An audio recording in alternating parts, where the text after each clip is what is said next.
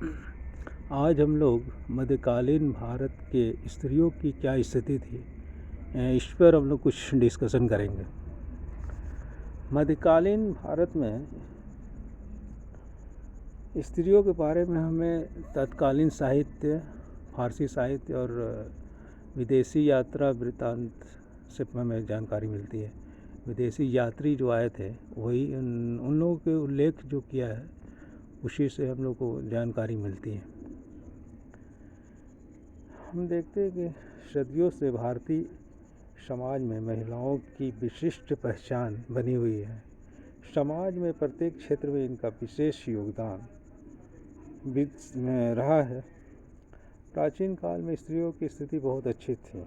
ये हमें वैदिक साहित्य में भी जानकारी मिलती है, वैदिक साहित्य के द्वारा।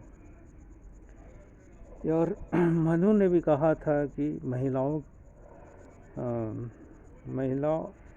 को पिता और भाई और पुत्र के द्वारा सम्मान दिया जाना चाहिए। मनु ने कहा था कि जहाँ स्त्रियों का सम्मान होता है वहाँ देवताओं का निवास होता है। अच्छा, इसके बाद हम आते हैं,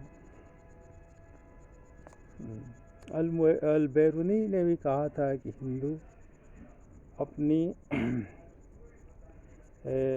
स्त्रियों से सारे समस्याओं पर परामर्श लिया करते थे। और बारबोसा ने भी इसका उल्लेख किया है। उन्होंने कहा है कि बारबोसा की स्त्रियां को आदर और सम्मान दिया जाता था। अच्छा, इसमें एक अरिस्टोटल का एक अलग विचार है। अरिस्टोटल कहना था कि स्त्रियों में विवेक होता था लेकिन वो डेवलप नहीं करता था, क्योंकि स्त्रियों में इमोशन बहुत ज़्यादा होता है। उन्हें इसके वजह से वे अपना विवेक को डेवलप नहीं कर पाती है। हालांकि इसे आधुनिक विद्वानों ने इसका काफ़ी आलोचना की है। ठीक है, आगे आते हैं फिर। कुरान से भी ये पता चलता है कि उसमें इस उल्लेख है कि स्त्रियों को सम्मान दिया जाना चाहिए और उनकी शिक्षा का व्यवस्था किया जाना चाहिए। मध्यकाल में स्त्रियों में पर्दा प्रथा के बहुत ही प्रचलन हो गया। पर्दा एक अरबी शब्द है जिसका अर्थ होता है आवरण। ये मुस्लिम महिलाओं में पर्दा प्रथा का ज़्यादा प्रचलन था। ये मनुष्य ने भी इसका वर्णन किया है। हिंदू महिला उच्च वर्ग की महिलाओं में पर्दा प्रथा का प्रचलन था। विदेशी यात्रियों ने इसका वर्णन किया है। अब फिर इसके बाद आते बाल विवाह भी का प्रचलन हो गया। मध्यकाल में बाल विवाह काफ़ी ज़्यादा होने लगी।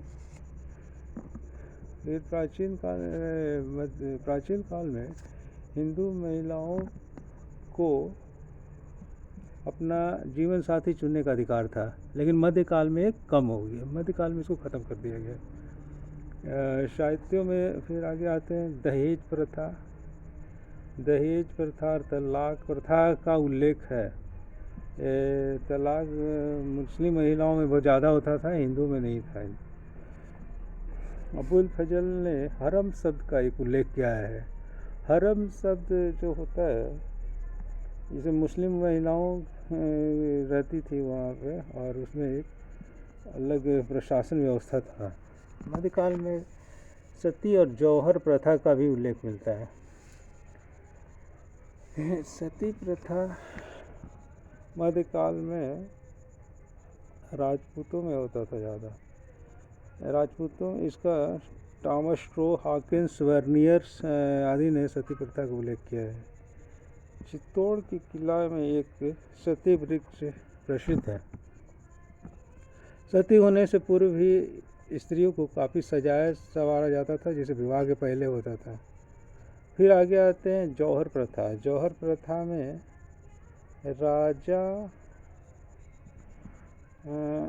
राजा जब युद्ध में मारा जाता था तो स्त्रियां सामूहिक रूप से आत्मदाह कर लिया करती थी।